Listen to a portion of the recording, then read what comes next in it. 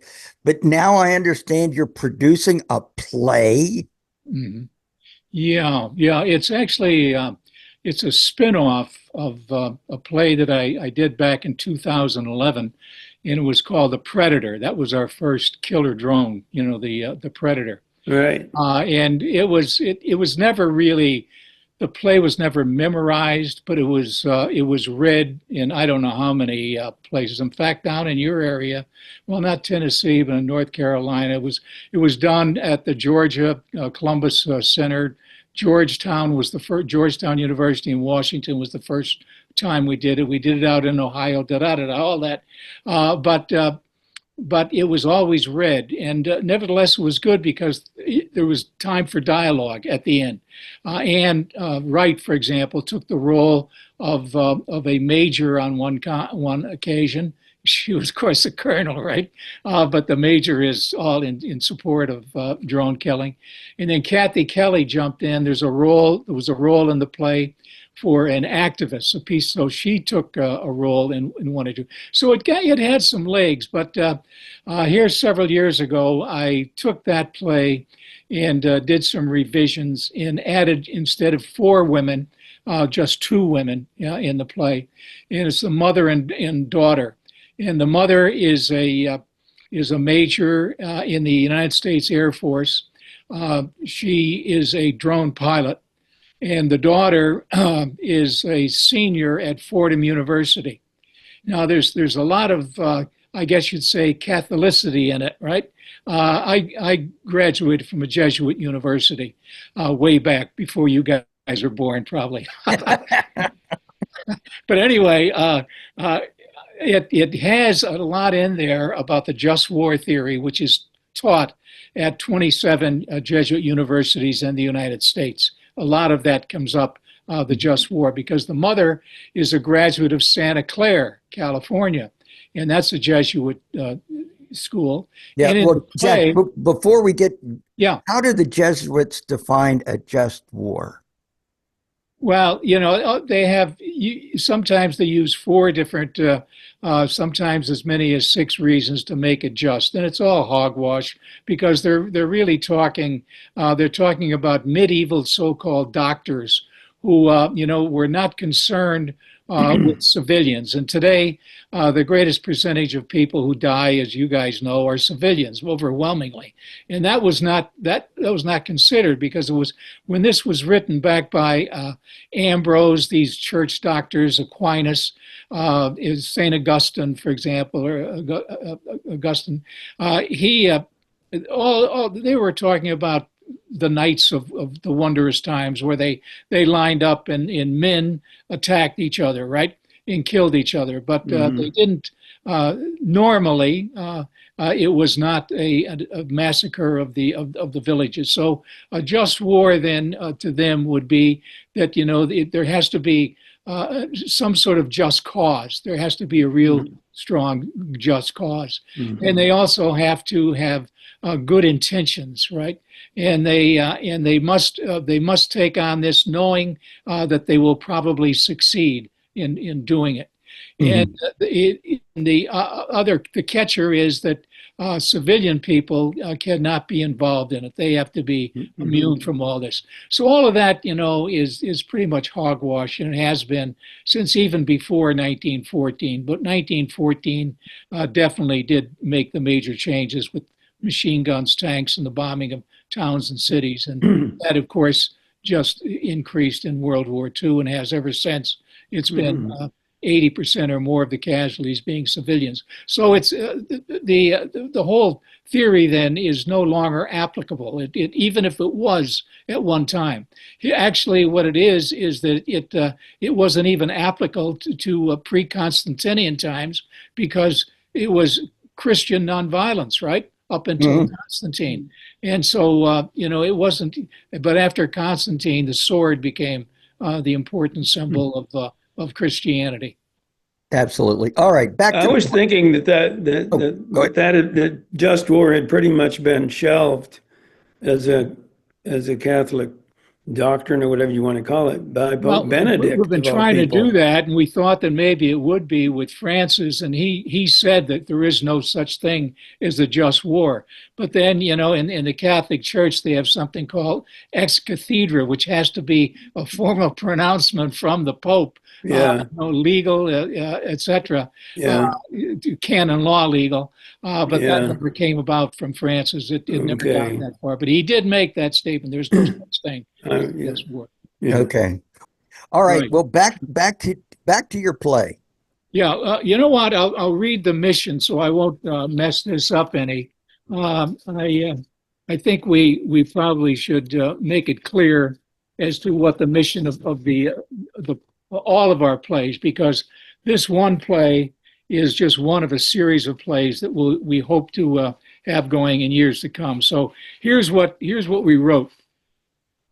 The Rising Together Theater Company, that's the name of our company, the Rising Together Theater Company produces short, original plays as prompts for civil discourse and civic engagement. We link the issues of supremacy, equity, militarism, and sustainability across generations and identities. We engage diverse audiences in meaningful conversations about social justice, environmental awareness, and community building. And so that's it in one paragraph is what we're about. But the play itself is called, the play that we're talking about now is Reap What You Sow, Don't Lose Heart. And the don't lose heart with the exclamation point was my friend Zul. Because Zul, you know Zul, right? Zul Zolkovich, Zul Zolkovich is very good with Veterans for Peace. Each year, Zul is one of the leaders in raising funds, and he has done some amazing things to financially stabilize Veterans for Peace. So Zul has a long background in motion picture films. He calls it Hollywood on the Hudson, and he has worked with individuals from Woody Allen to Humphrey Bogart, etc., over the years in films done in New York City. But he also is big into the theater. So he made some suggestions for the play Reap What You Sow, a spin-off of the play The Predator. And he added a few lines and all, and has been such a dynamic guy that I said, let's put your name on the play as well. So we did, and then we formed a company, and the company has been certified. So we sold the play for $1 to the Rising Together Theater Company. So we're totally nonprofit. We're not involved in trying to make money, and just the reverse. It's cost us quite a bit, to try to get it going. But we've had some generous assistance, including Veterans for Peace. We have $4,000 that we got just recently from the Howard Zinn, award. Yeah. Mm, excellent, excellent. What's the premise? What's the play about? Okay, the play is about moral injury. And it's interesting that just a few days ago, military.com has this first time that I know of a big article about there is moral injury for drone pilots, even though they're not engaged in direct combat. There is serious moral injury. Yeah, we've known this before. Yeah, surprise, surprise. Yeah, surprise. But now moral injury is also listed on the DSM-3 as an official diagnosis. Mm. So yeah, in this particular case, it eventually works as the play evolves, and it's only 40 minutes because we want to follow up, we want to talk back. As it evolves, there's no resolution to the pain that the mother is going through, but the daughter has changed her views. She, in fact, in high school, some social studies teacher gave her a book by Howard Zinn, A People's History of the United States, and that began to change her. And she actually saw in the play, a protest at Creech Air Force Base, and all the other kids on the bus, were saying, shoot them, etc. And she was cringing in the back. And so she decides she's not going to be a military brat. And she tells her mother she's not going to the Air Force Academy. She could have pretty easily because, when your father is killed in action and you're a fairly good student, it's almost a free ride to almost any military academy that's out there.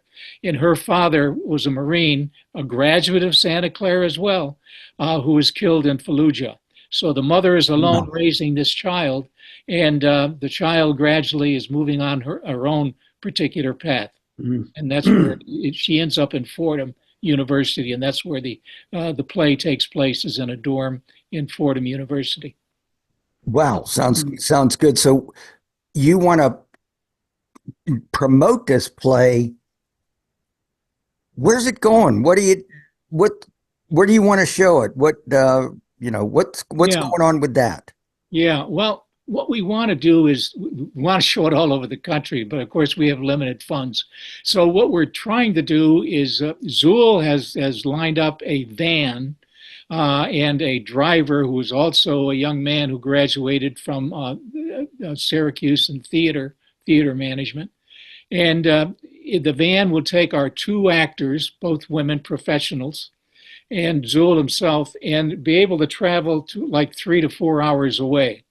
So our longest run is going to be up in Syracuse near the 174th Attack Wing in the play. That's where the mother is a drone pilot.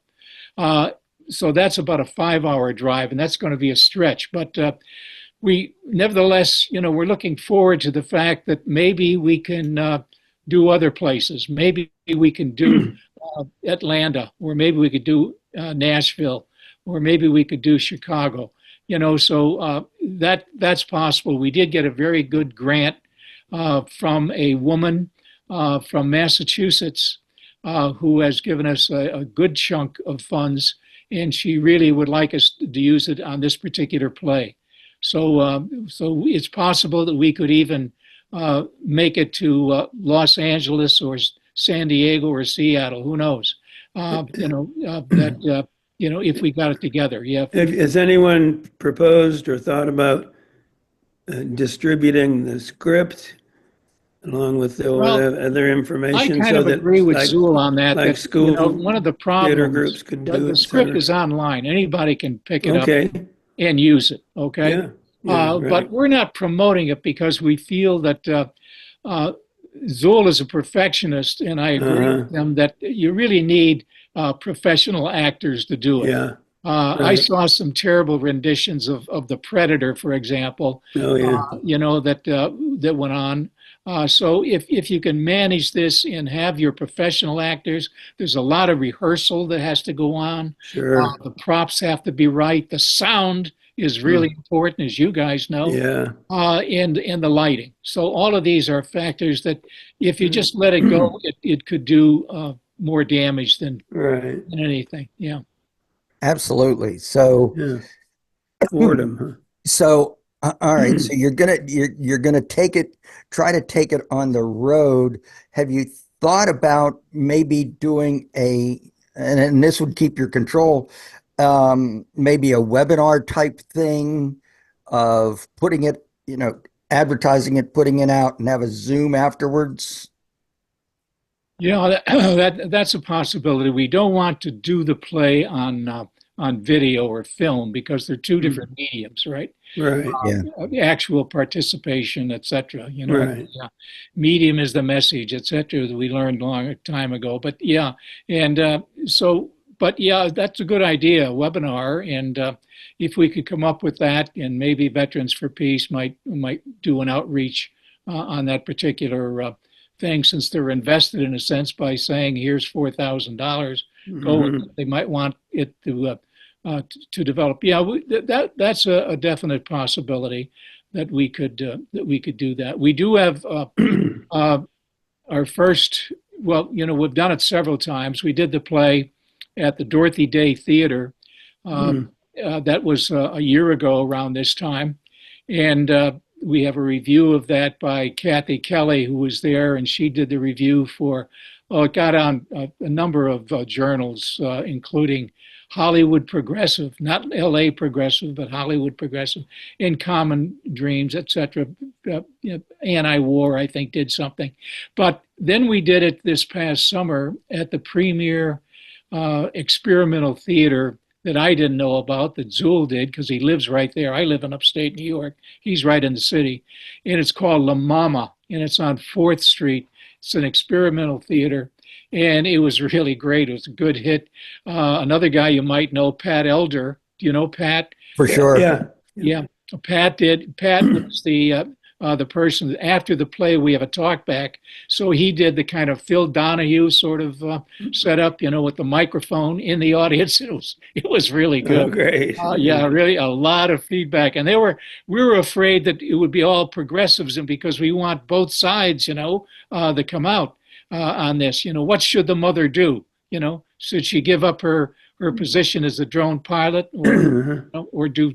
But so there are some people there who are just the good war, World War II. What do you say about World War II, the good war, etc. So yeah, that's important that we make that clear, that when the play is done, you have to have someone, a competent individual who knows a bit about history and knows how to handle questions and be Socratic, not having the answers, but turning questions into other questions maybe.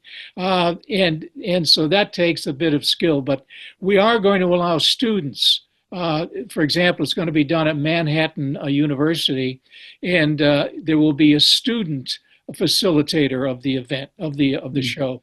And that should be approved. It's a young woman, in fact, who the professor, Kevin Ahern, his name is, the professor says he has tremendous faith in this young woman, who I believe has the same name as I read it, Ellie, as the young woman who is the daughter of the drone pilot, coincidentally. But so that the hope is that we'll get into Fordham. That's where we really want to get. We want to get into Fordham because there is reference to two individuals that you well know. One is a fellow by the name of John Brennan, a graduate of Fordham, who once said that there were no killings, accidental killings of civilians. Right? And then the other guy is Ray McGovern, right? Yeah. And both of them come up in the play, and that's why the play is set in Fordham, and two individual Fordham individuals, exact opposites really, are involved in the play. So now we're working on this, but it's not easy booking. I'll tell you, it's not easy at all. Lots of letters written, telephone calls. Yeah. So do you have a schedule on where the play is going to be, or you? Well, the next offering will be in Brooklyn at a Quakers Meeting House in January, and then it will be in February, at February 2nd, I believe the date is, at Manhattan University. And the next bookings then will be in Syracuse, but that won't be until probably March. We're working hard on Lemoyne. I think we might be there. We have student activists who want the play, and it looks like it's going to be. Lemoyne would be perfect because it's a Jesuit university, and it's hiking distance to the assassination base, which is the 174th, where the mother in the play is the drone pilot. We're in. That's another issue that we're working on. I'm working with Nick Modern, and you know Nick as well. Oh yeah. And so Nick and I were fortunate enough this past year to be named the co-winners of the Howard Zinn annual, Lifetime Award.